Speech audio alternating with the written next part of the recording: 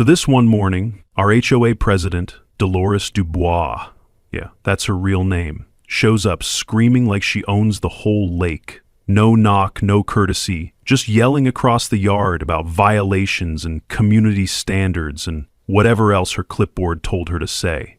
I was ready to snap, but then my wife Amelia stood up, handed her one piece of paper, and boom, silence. From hurricane to statue just like that. Still, one of the wildest things I've ever seen. Got a story like that? Drop it in the comments. QA Stories is always up for a good HOA melt. My wife Amelia and I finally bought our dream modern lakeside cabin after years of saving every penny we could scrape together. I'm 35, work as a freelance architect from home, and honestly, I don't handle confrontation well. Never have. I either go quiet or say something I regret. Amelia's 32, works as a building inspector for the county, and she's the type who can look at a support beam and tell you if it meets building codes just by glancing at it. Smart as hell, calm as a lake, but I'd seen that calm turn sharp when something crossed her line and understands property law and construction regulations inside out. We thought we'd found paradise with our steel and glass modern design overlooking the water until we discovered we'd moved into the kingdom of HOA President D. Dubois. Looking back, I should have known trouble was coming when I saw her inspecting our moving truck like she was conducting a military operation. Dee was 55 years old, a former real estate agent who'd gotten divorced and apparently decided that controlling every aspect of our neighborhood was her new full-time hobby. I found out later from our neighbor Leo that she'd lost her dream home once, they say. Now she clung to rules like they were lifelines, dragging others down with her. I guess she thought her power protected what she called community standards, but honestly, it felt more like she just enjoyed making people miserable. She had this way of looking at you like you'd personally insulted her grandmother just by existing. I wasn't sure if I should feel sorry for her or angry, but the more I learned about her history, the clearer it became that we were walking into a war zone. Leo Rodriguez was 60, a retired electronics engineer who knew every piece of neighborhood drama better than most people know their own families. Friendly guy, but man, he loved his gossip. Within our first week of moving in, Leo wandered over while I was unloading boxes and started filling me in on exactly what we'd gotten ourselves into. "You picked an interesting time to move here," he said with this knowing smirk that made my stomach drop. Dee's been on a real power trip lately. Last month, she fined the Johnson family $500 because their kids drew chalk art on their own driveway, said it was unsightly. I suddenly felt like we'd moved into a parody of suburbia. Chalk art? On their own property? Seriously? Did she really think she could control what kids drew with sidewalk chalk? But Leo wasn't done dropping bombshells. Oh, and you see that sweet old man down the street with the guardian angel statue? She sued him. 80 years old, and she took him to court over a 6-inch angel because it didn't fit what she called the community's religious diversity guidelines. Poor guy spent $3,000 in attorney fees defending that little statue. I wasn't sure if I wanted to laugh or scream. She sued an old man over an angel. Like, who does that? But Leo kept going, apparently having an endless supply of horror stories. She once made a family remove their American flag because the pole was 2 inches taller than the HOA guidelines allowed. 2 inches, Daniel, and don't get me started on what she did to the Martinez family over their porch light being the wrong shade of white. The first official HOA notice arrived exactly 1 week after we moved in. I opened it expecting maybe a welcome letter or information about community events. Instead, I got a typed document listing our serious violations in official-looking language that made my ears start ringing like I'd stepped into a courtroom without warning. Our modern cabin's steel and glass elements were apparently incompatible with neighborhood aesthetic standards. Our lakeside dock was positioned incorrectly, according to waterfront regulations. Even our outdoor lighting was too contemporary for community harmony guidelines. I read it twice, thinking maybe I'd misunderstood something. But no, this woman was actually trying to dictate architectural styles. Like she was some kind of design dictator. I mean, come on. We're talking about a lakeside cabin that cost us everything we had, and she's complaining about contemporary design. I wanted to fire back an angry email immediately, draft something that would put her in her place and make it clear we weren't going to be pushed around. But Amelia stopped me before I could start typing. Don't, Daniel. People like her don't want conversation. They want power. Let her perform her little show first. Her tone was calm, but I could see that calculating look in her eyes that usually meant she was thinking 3 steps ahead of everyone else. I felt completely helpless, watching Dee throw her weight around while I couldn't do anything about it. Amelia works for the county building department, so she knows the law inside and out. But she also knows when to stay quiet and observe. Was she really okay with this? Or just better at hiding panic than I was? But every instinct told me this woman was going to be a serious problem. The notices kept coming like clockwork, each one more nitpicky than the last. Our lakeside deck extended too far over water according to setback requirements. Each envelope felt heavier, like it came with a threat I couldn't name, yet. Our modern architectural lines disrupted community harmony and property value standards. Even our contemporary outdoor furniture was apparently stylistically inappropriate for lakeside residential guidelines.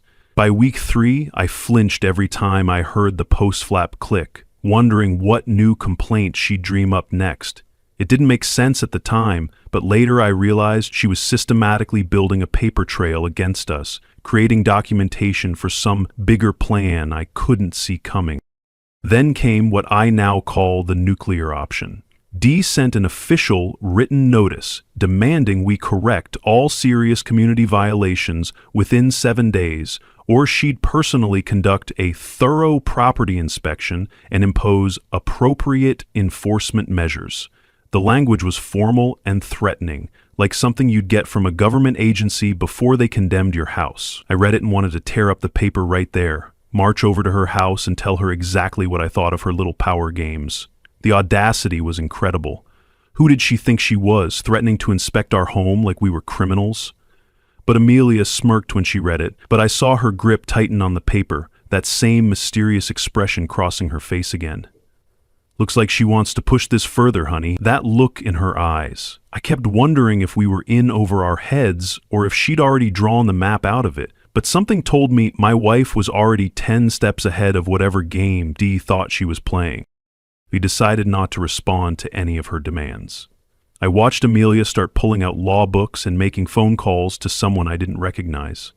She'd disappear into her home office for hours, reading through documents and taking notes in that methodical way she has when she's building a case.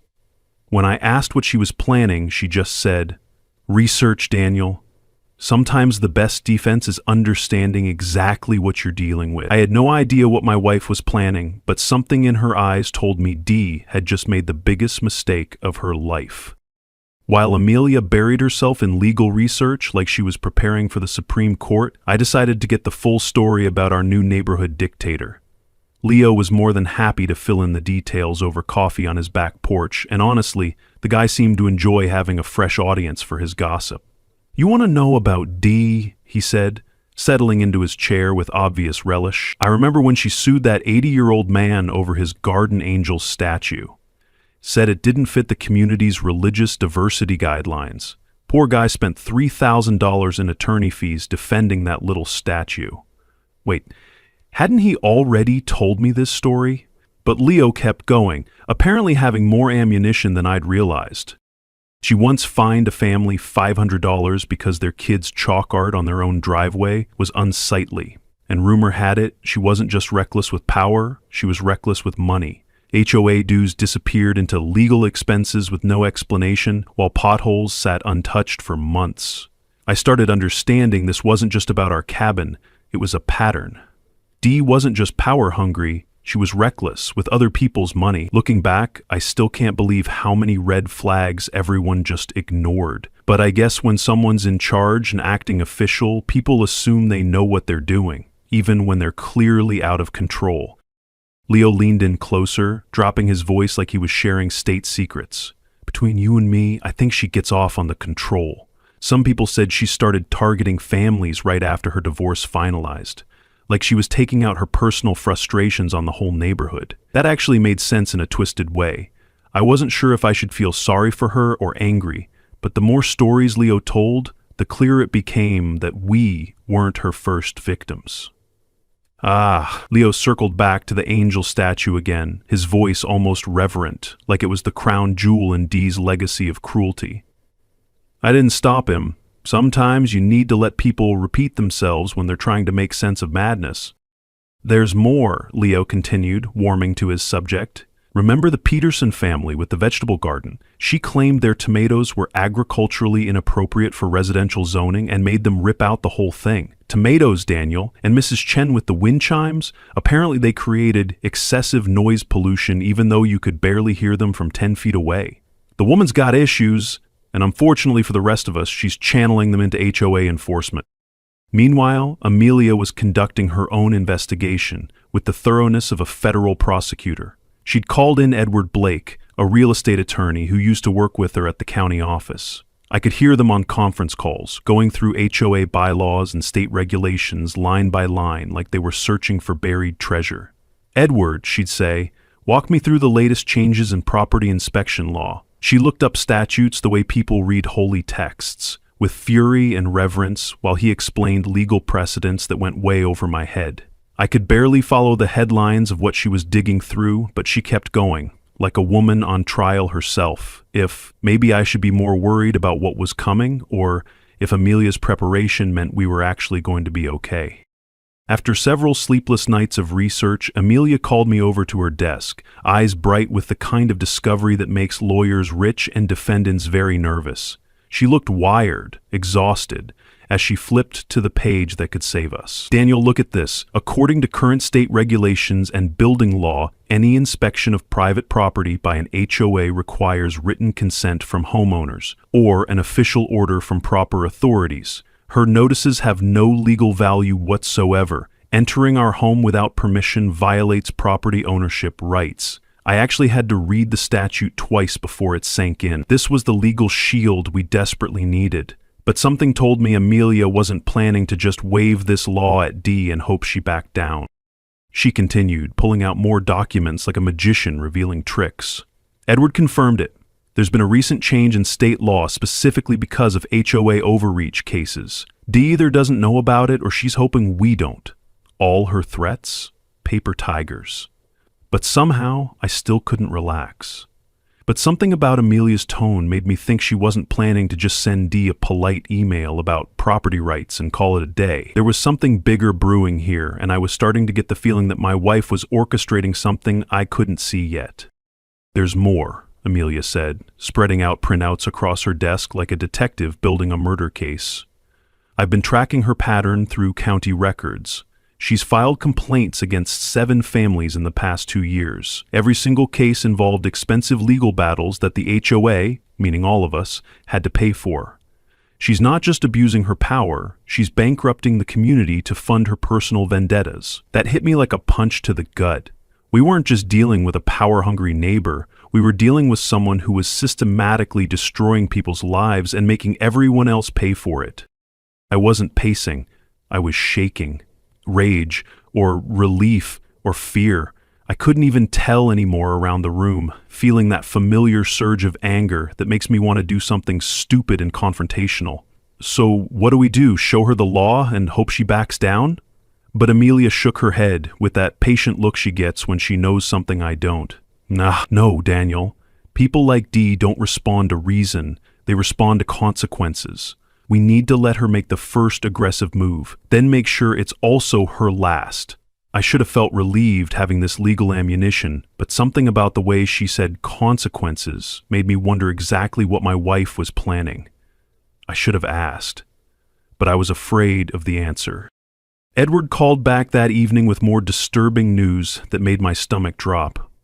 I looked into the HOA's financial records, he told Amelia over speakerphone while I listened from the couch. There are serious irregularities. Money that should have gone to community maintenance has been redirected to legal fees. If someone wanted to file a complaint with the county prosecutor's office, he let the sentence hang in the air like a loaded gun. I looked at Amelia, and that same calculating expression crossed her face again, the one that usually meant someone was about to get in serious trouble. We spent the rest of the evening going through every document, every email, every notice Dee had sent, organizing them with the kind of methodical precision that makes me nervous. Amelia was building something, I just wasn't sure what.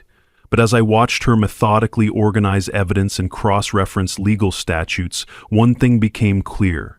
We weren't just going to defend ourselves against Dee's harassment, we were going to end it permanently. Part of me was excited about having this knowledge, but another part wondered if we were about to poke a sleeping dragon that would burn down everything we'd worked for. Saturday morning, 8 a.m. sharp. I was barely awake, still in my pajamas and contemplating whether coffee or death was the better option, when I heard a car door slam outside our cabin like someone was declaring war.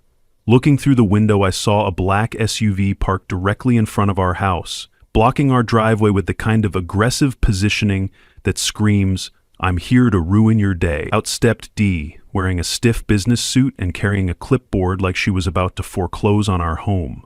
Part of me wanted to laugh. The rest wanted to bolt the door. But no, there she was, marching across our lakeside lawn with the determined stride of someone who genuinely believed she had authority over other people's lives. She didn't knock, didn't ring the doorbell, didn't show even basic courtesy that you'd expect from a neighbor, let alone someone claiming to represent community standards. Instead, she started shouting at maximum volume before she even reached our front door. And I mean shouting like she was trying to wake up the entire neighborhood. The entire neighborhood is sick and tired of this eyesore modern cabin. I've received countless complaints from concerned residents. I'm here to personally inspect and document every single violation. The volume was incredible, echoing off the lake like she was using a megaphone. I'm pretty sure half the neighborhood could hear her, which I guess was probably the point. My blood pressure shot through the roof, and I found myself thinking, seriously? Is she actually going to try breaking down our door? I started toward the front door, ready to give her a piece of my mind, and maybe some choice words about property rights and basic human decency. But Amelia put a hand on my arm with that calm authority she uses when she's about to handle business. "The louder she gets, the more people she proves wrong in advance," she said quietly, but there was something in her voice that made me stop and pay attention. "The more outrageous she gets, the better this works out for us." I wasn't sure what that meant, but something in my wife's tone told me to trust her instincts and let this play out however she'd planned it. Dee marched toward our front door with the confidence of someone who genuinely believed she had authority over other people's homes, her clipboard held like a weapon and her face twisted into an expression of righteous indignation. "This steel monstrosity is an assault on community identity. The steel and glass design is completely inappropriate for our lakeside community. I have every right to conduct a thorough inspection of this violation-ridden structure." She reached for our door handle like she actually planned to walk right in, like our home was her personal domain. That's when Amelia calmly stood up from her coffee, walked over, and blocked the doorway with the kind of presence that makes contractors think twice about cutting corners.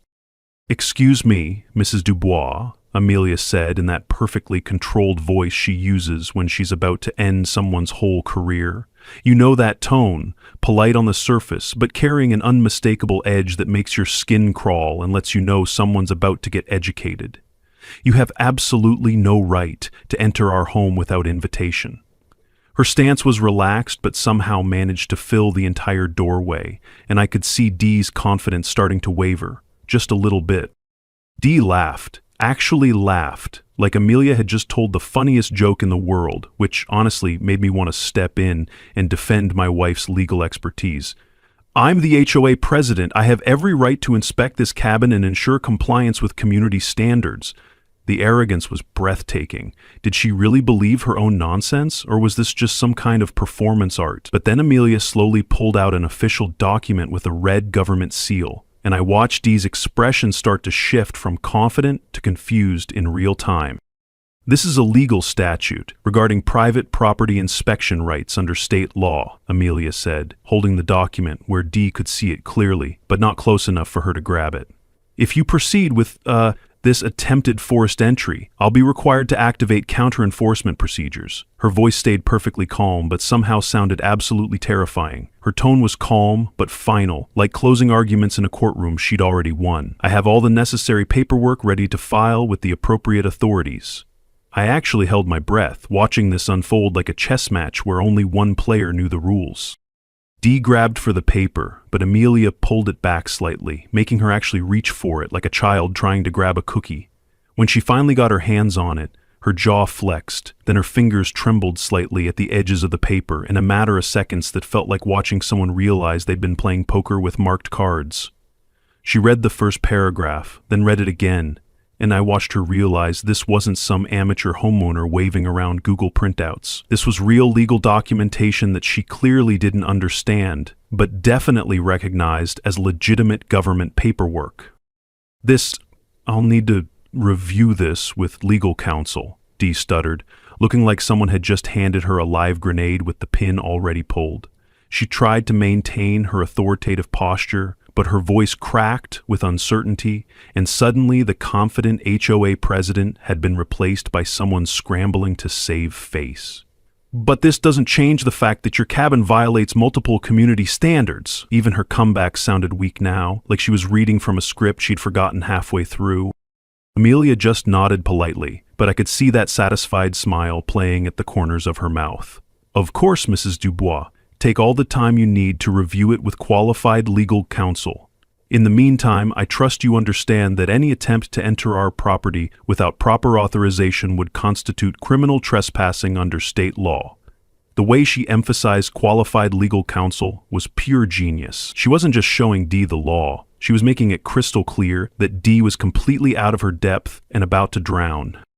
Dee stood there frozen for what felt like an eternity, clearly trying to process what had just happened to her morning power trip.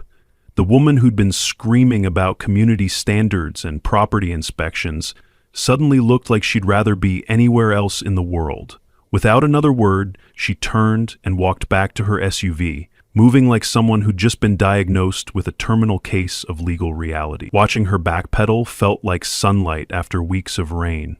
Sudden, disbelieving, but I couldn't shake the feeling that something told me that this morning's victory was only our opening move.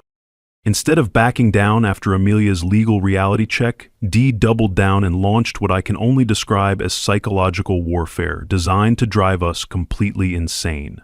She suspended our HOA access, slapped a fee hike on us, and declared our property non-compliant, a made-up term she used like a sword.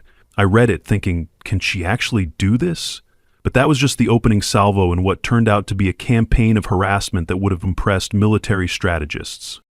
The city called about a damaging eyesore. Flyers popped up labeling me a failed architect. Clients hesitated. Her sabotage was strategic. I had zero proof it was Dee, but come on, the timing was pretty obvious. I actually had to stop working and drive around town, collecting these things from telephone poles and bulletin boards, like I was cleaning up after some kind of propaganda campaign.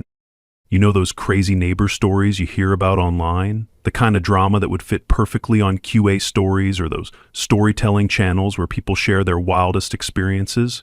Well, actually living through it hits different than just watching someone else's drama unfold on your screen. This wasn't entertainment I could pause or skip. This was my life and my business getting systematically destroyed by someone with too much time and not enough accountability. I started wondering if maybe we should have just painted those window frames whatever color she wanted and avoided this whole mess. But then I realized that would just teach her she could push around anyone who didn't fight back. Trash citations. Mysterious calls at 2 a.m. Our mailbox marked non-compliant. It never stopped. I didn't keep my cool. I lost it. Paranoia took over. Every car that drove slowly past our house, every unfamiliar person walking their dog in our neighborhood, every phone call from an unknown number. I was convinced Dee was behind all of it. Can't you see? I told Amelia one evening, pacing around our living room like a caged animal. She's using every dirty trick in the book to destroy our lives piece by piece. Looking back, I probably sounded crazy, but I felt like we were under siege from all directions. Amelia stayed annoyingly calm through all of this chaos, which honestly made me even more frustrated because I couldn't understand how she wasn't losing her mind, too. Trust me, Daniel, the more desperate moves she makes, the more evidence she leaves behind. Every action she takes is being documented. She had this manila folder that kept getting thicker with printouts, photographs, and notes that she organized with the precision of someone building a federal case. Sometimes I'd catch her on the phone with Edward, talking in legal terminology that went over my head. Other times she'd disappear for hours, coming back with more documents and that same calculating expression. Would you stay calm like Amelia, or lose it like I was doing? Because honestly, I felt like I was going insane while my wife treated this whole thing like an intellectual puzzle that she was enjoying solving. But then something interesting started happening that made me realize we weren't as alone as I'd thought. Other neighbors began approaching me with their own D horror stories, and apparently our situation had become the talk of the community. The family with the chalk art incident, the elderly man with the garden angel statue, even people I'd never met before started sharing their experiences with our HOA president's reign of terror. One evening, while I was checking our mail for the third time that day, yes, I'd become that paranoid about missing important deliveries, a woman I didn't recognize walked up to me with a determined expression. "You're the people with the modern cabin, right?" she asked. When I nodded, she continued, "I just wanted you to know that not everyone agrees with what Dee's doing. Some of us have been talking, and we think it's time someone stood up to her. What she's doing to you, it's not right, and it's not what this community should be about." That actually gave me hope for the first time in weeks, and made me realize that maybe we weren't fighting this battle completely alone. But the pressure kept mounting from every direction, like water slowly filling up a sinking ship. Anonymous complaints to the city about our dock positioning, our outdoor lighting, even our landscaping choices that had never bothered anyone before. Each complaint required time and energy to address, even though they were obviously frivolous attempts to exhaust us into submission. I started dreading answering the phone or checking the mail, wondering what new crisis would be waiting for me. This wasn't just harassment anymore. It felt like a coordinated campaign to drive us out of the neighborhood entirely, and I wasn't sure how much more we could take before something broke. I felt like we were digging our own graves deeper every day we stayed and fought instead of just giving in to her demands and making this nightmare stop. But Amelia continued secretly working with Edward Blake on some mysterious, bigger plan that she refused to explain, no matter how much I begged for details. "Trust the process, Daniel," she'd say whenever I asked for specifics. "Some battles require patience, and some enemies defeat themselves if you just give them enough rope." I didn't know if trusting Amelia's patience was wisdom or if we were just setting ourselves up for an even bigger fall that would destroy everything we'd worked for. Just when I thought the situation couldn't get more complicated, Amelia surprised me by announcing she'd been having conversations with Sofia Ramirez, the HOA secretary, which honestly made me wonder if my wife had lost her mind. Sofia Ramirez, of all people, the woman who practically breathed in sync with Dee at every HOA meeting? I actually asked Amelia to repeat herself twice. "You talked to Sofia?" I asked, trying to process this development while wondering if Amelia had somehow developed mind control powers. The same Sofia who follows Dee around like a personal assistant and writes down everything she says? But Amelia nodded calmly with that confident expression that usually means she's been working on something for weeks without telling me. Sometimes the people closest to tyrants are the ones who see their true nature most clearly. Sophia's been keeping records of everything, Daniel. More detailed records than Dee realizes, and definitely more than she'd want anyone else to see. Amelia had begun systematically collecting evidence about Dee's power abuse and HOA financial mismanagement through her position at the county building department. But getting Sophia to talk hadn't been easy or quick. When I first approached her, Amelia explained while spreading documents across our kitchen table, she defended Dee completely. Said Mrs. Dubois was a good person who just wanted to protect community standards, that she'd been nothing but professional. But Amelia didn't push or try to convince her right away. Instead, she simply presented documented evidence of HOA rule violations that Dee herself had committed, letting the facts speak for themselves. Through careful research that involved cross-referencing county records with HOA meeting minutes, Amelia discovered that Dee had been using HOA funds to pay for personal attorneys against multiple residents, not just us. The pattern became clear when you mapped it out. Target families with minor violations, escalate conflicts unnecessarily, then use community money to fund personal legal battles that served no one except Dee's need for control. "She's not protecting the community," Amelia told me one evening, spreading financial documents across our kitchen table like evidence in a criminal case. "She's using the community as her personal piggy bank to finance her power trips." The first time Amelia met her, Sophia sat rigid, all posture and protocol. But when she finally broke, it was like watching someone crawl out of a cage they'd built themselves. The final straw came when Amelia showed her state regulations that Dee had been systematically ignoring, along with documentation of financial irregularities that could get the whole HOA board in serious legal trouble. She threatened to ruin me if I spoke. Sophia finally admitted during a secret meeting at a coffee shop 20 minutes from our house. her voice shaking with the fear of someone who'd been carrying a terrible secret for too long. If someone threatened your job to keep you quiet about illegal activity, would you risk everything to speak up?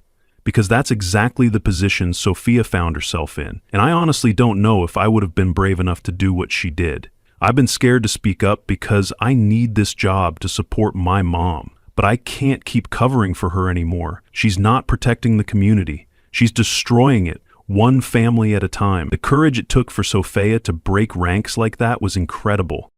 Inside, falsified records, targeted family lists, doctored minutes, all with Sophia's careful annotations.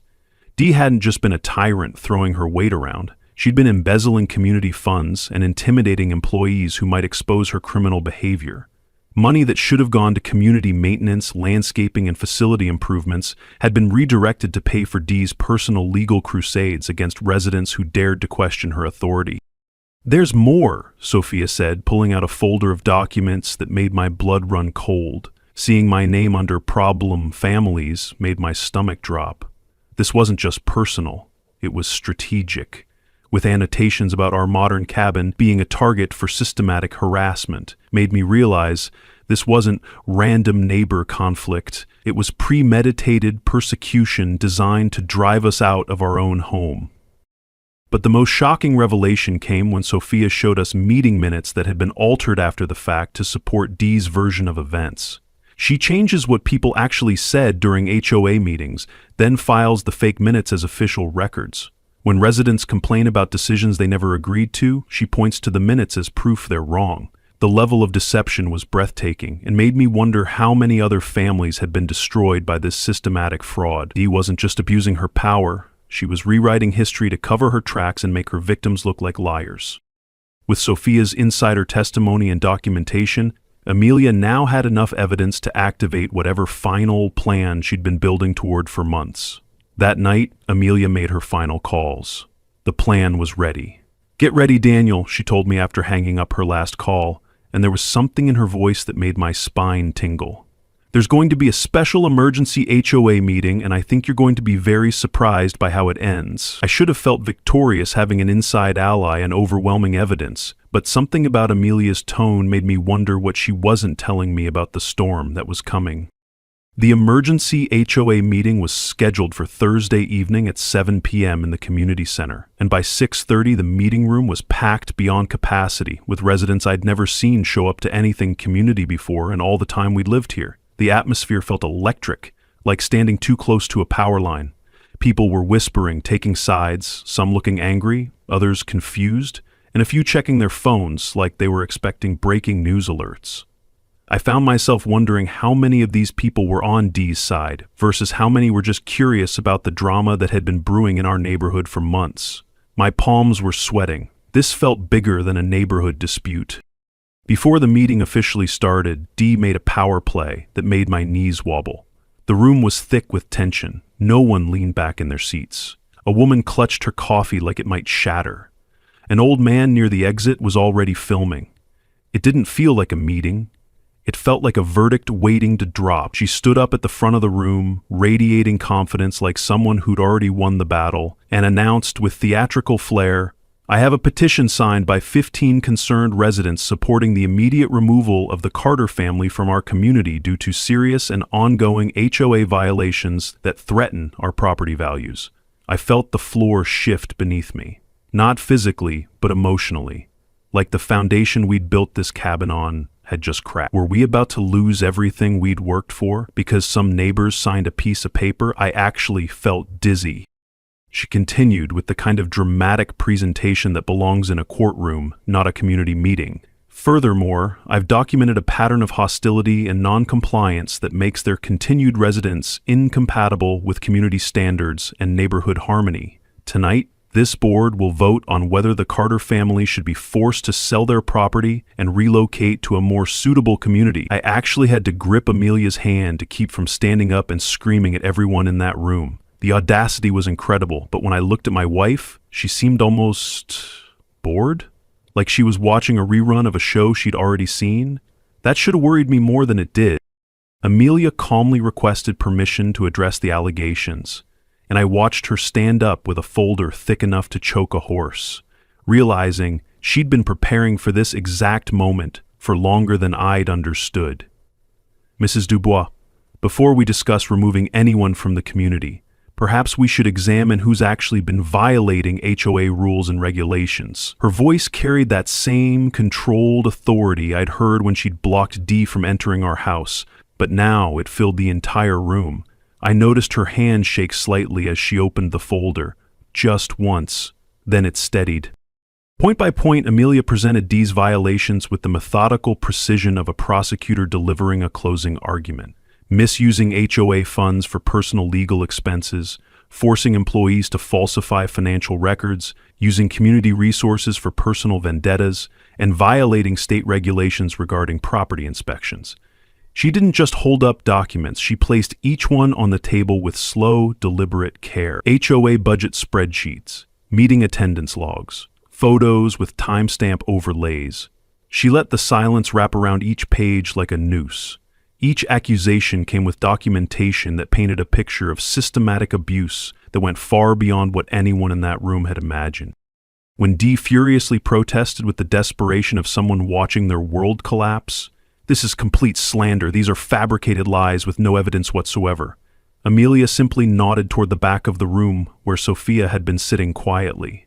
The young woman stood up slowly, and the room went dead silent in a way that made my ears ring. You could hear a pin drop as every eye in the place focused on the person who'd been Dee's right hand for years and was about to either confirm or destroy everything Amelia had just presented. Eyes meeting Amelia's in a moment of frozen courage that took more strength than most people will ever have to show. Sophia took a deep breath and spoke clearly enough for everyone to hear. "I can confirm that everything Ms. Carter presented is true. Mrs. Dubois has been forcing me to cover up financial violations for over a year. She threatened my job and my future employment if I ever spoke up about what I witnessed." The room exploded like a bomb had gone off. Residents started shouting questions, board members looked stunned, and Dee's face went through what looked like 5 stages of grief in 10 seconds. I actually felt sorry for her, for about 2 seconds. "You're lying," Dee screamed, her composure completely shattered and her voice cracking with the kind of panic that comes when someone realizes they're cornered with no way out. "This is obviously a coordinated conspiracy. You've all been planning this attack to frame me. Where's your so-called real evidence beyond hearsay and accusations?" But her protest sounded desperate now, not authoritative, and I could see that even her supporters in the room were starting to look at her with doubt instead of loyalty. The transformation was incredible to watch in real time. Board members started demanding immediate explanations about financial irregularities that they'd apparently never been told about. Residents who'd been afraid to speak up before began sharing their own stories of harassment and intimidation, creating a cascade of testimony that painted a picture of systematic abuse. Someone finally stood up. "She fined me for a birdhouse," a voice shouted. Another chimed in. "My kid's tree swing, said it was a liability." The room cracked open. What had been a quiet crowd turned into a wave of overlapping voices. Testimonies years in the making. Even the skeptical ones were leaning forward now. One man crossed his arms, but his jaw was tight. Someone in the back started recording on their phone, silent but deliberate. The 15 people who supposedly signed the petition to remove us, half of them were loudly demanding to see that list, claiming they'd never signed anything and wanted to know who'd been using their names without permission. But even as Dee was being backed into a corner with her authority crumbling and her support evaporating, I could see in Amelia's eyes that we hadn't even reached the real finale yet. There was something else coming. Something bigger than financial evidence and witness testimony that would end this once and for all. Everyone was looking at Dee like she was finished, but I could tell from my wife's expression that the nuclear option hadn't been deployed yet, and when it came, it was going to change everything we thought we knew about this situation. Despite Sophia's damning testimony and all the financial evidence that should have been enough to end anyone's career, Dee still tried fighting back with the desperate fury of someone who'd rather burn everything down than admit defeat. "You've all been scheming behind closed doors. I see it now. This whole charade is a setup," she screamed, her voice cracking like thin ice. "Where's your so-called real evidence beyond hearsay and accusations?" The room was getting chaotic with people shouting over each other, and for a terrifying moment I worried she might actually manipulate her way out of this mess. Some people still looked uncertain. I started sweating again. Some board members looked convinced by the evidence, others seemed genuinely unsure about what to believe, and a few residents were still nodding along with Dee's protests, like they couldn't quite process that their HOA president might be a criminal. Dee continued her counterattack with renewed energy, appealing to community loyalty and painting herself as the victim of some elaborate scheme. I've dedicated years of my life to protecting this community. Every decision I've made has been for the greater good. These people are trying to destroy everything we've built together. She was pulling out all the stops, making it sound like questioning her authority was the same as attacking the neighborhood itself. I found myself thinking, no way. There's no way people are going to fall for this after everything we just showed them. But then the meeting room door opened with a sharp bang that cut through all the arguing like a gunshot, and everyone turned to see who had the audacity to interrupt an official HOA meeting. A professional-looking woman in a dark suit entered, flanked by two official-looking men carrying briefcases and wearing expressions that meant business. The entire room fell silent as she walked to the front with unmistakable authority. My stomach actually dropped to my shoes. I thought maybe Dee had called in backup. For a second, I thought maybe Dee had called in backup, but no. This woman didn't walk like someone coming to defend. She walked like someone carrying a verdict. "Sorry to interrupt your meeting," the woman said, pulling out a leather wallet with a badge that glinted under the fluorescent lights, "but this couldn't wait for a more convenient time." She held up her credentials for everyone to see. "I'm Prosecutor Rachel Morgan with the County District Attorney's Office. Based on our ongoing investigation into financial fraud and abuse of authority, Mrs. Dolores Dubois is officially under criminal investigation." The silence in that room was so complete you could have heard a mouse sneeze. And I looked at Amelia to see her wearing that same knowing smile I'd been seeing for weeks, without understanding what it meant. Rachel continued, pulling out an official document with multiple government seals that looked more legitimate than anything I'd ever seen in my life. "This is a search warrant authorizing the immediate seizure of all HOA financial records and Mrs. Dubois' personal devices used for association business." She held up the warrant so everyone could see the official stamps and signatures that made it clear this wasn't some neighborhood dispute anymore. This was a real criminal investigation. The investigation began 3 months ago, after receiving detailed reports from the County Building Inspection Office documenting systematic abuse of authority and potential embezzlement within this HOA. 3 months ago. That's when we'd first moved in. That's when Amelia started making those mysterious phone calls and pulling out law books like she was cramming for finals. I looked at my wife with completely new eyes, realizing she hadn't just been defending us against Dee's harassment. She'd been building a criminal case while I was having panic attacks about trash can violations. While I was losing sleep over mystery phone calls, my wife was methodically documenting everything for law enforcement. I felt like an idiot and a genius at the same time. Mostly an idiot. "The reports," Rachel continued while Dee stood frozen like a deer in headlights, "detailed systematic financial irregularities, abuse of authority, intimidation of employees, and violation of state regulations regarding property inspections and homeowner rights. Everything documented by a county building inspector with intimate knowledge of housing law and extensive experience in identifying institutional corruption." I felt like I'd been struck by lightning as the pieces finally clicked together. Amelia hadn't just been using her knowledge to defend us, she'd been building a criminal case from day one. Dee looked like she'd been hit by a truck, then backed over for good measure. "This is entrapment," she managed to stutter, but her voice had lost all its power and authority. "They deliberately provoked me. This is a setup orchestrated by people who hate our community standards." But even as she tried to play the victim card one last time, you could see that nobody in the room was buying it anymore. A few people were actually shaking their heads. I almost felt bad for her. Rachel responded with prosecutorial calm that made my skin crawl in the best possible way. "Ma'am, our investigation is based entirely on your own documented actions over the past several years. Financial records, email communications, witness statements, and recorded meetings. Everything was generated by your own choices and decisions. The emphasis on your own choices was devastating, because it made clear that this wasn't some conspiracy or setup. This was just the natural consequence of someone thinking they were above the law." The same board members who were wavering moments ago now looked at Dee with disgust and betrayal, like they'd just discovered their trusted leader had been robbing them blind for years. The 15 residents who supposedly signed the petition to remove us? It turns out most of them had never even seen such a petition, and several were demanding to know who'd been forging their signatures. The whole foundation of Dee's authority had been built on lies, manipulation, and fraud, and now it was crumbling in real time. Within minutes, Dee was immediately suspended from all HOA duties, pending the criminal investigation, and I watched her hand over her devices with shaking hands like someone surrendering their weapons after a lost war.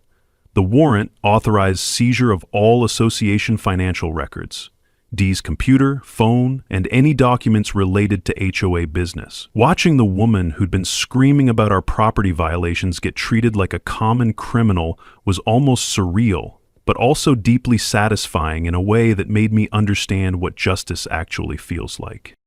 2 weeks later, I was sitting on our modern lakeside cabin's deck, coffee in hand, watching the sunrise reflect off the lake like nothing had ever threatened our peace. The investigation had revealed over $30,000 in misappropriated funds, falsified records, and a pattern of using community resources for personal legal battles against residents who dared to question her authority. Temporary emergency leadership had taken over, promising complete transparency and a comprehensive audit of all HOA finances that would prevent this kind of abuse from ever happening again. Amelia joined me on the deck, and I finally asked the question that had been burning in my mind since that incredible night at the community center. How long were you planning this whole thing? She smiled with that look I'd learned means she'd been 10 steps ahead of everyone the entire time, from the moment she sent that very first violation notice, Daniel. I recognized the behavioral pattern from other corruption cases I'd worked on at the county. People like Dee always overreach eventually. You just have to document everything carefully and wait for them to hang themselves with their own rope. What about that legal document you showed her when she came screaming to inspect our cabin? I asked, remembering how she'd gone from hurricane to statue in seconds. Real, statute information designed to make her think twice about forced entry, she replied with a satisfied smile. But also a test to see exactly how far she'd actually go. I needed her to escalate her behavior to justify opening a criminal investigation. The pieces finally clicked together completely. When Dee came screaming to inspect our cabin and went silent when Amelia showed her that first document, it wasn't just about making her back down temporarily. It was about starting the official clock on her downfall. The story of how our HOA president came screaming to inspect our cabin but went silent when my wife showed the warrant became legendary throughout our neighborhood and spread to other communities dealing with similar problems. But the real lesson wasn't about winning against bullies through clever tricks or legal maneuvering. It was about understanding that sometimes the most powerful response isn't fighting fire with fire, but methodically letting the system do exactly what it was designed to do. Justice through proper channels, not personal revenge, and the patience to let criminals destroy themselves. Our modern lakeside cabin still stands exactly as it was, steel and glass gleaming in the morning sun. Except now, nobody's screaming about contemporary design or lakeside positioning because there's new leadership that actually understands what community standards should look like. The new HOA board actually apologized for what we'd been put through and admitted our modern design adds architectural character to the neighborhood that makes everyone's property more valuable. Sometimes I wonder what would have happened if we'd just painted those window frames the approved color and avoided this whole mess. But then again, some battles choose you, whether you're ready for them or not, and sometimes standing up to a bully ends up protecting everyone else they might have targeted next. Funny how one piece of paper can change everything. Amelia saw it coming long before I did. I was just the guy trying to survive it. But looking back, I'm glad we didn't fold. If there's one thing this whole mess taught me, it's that quiet persistence can hit harder than shouting ever will.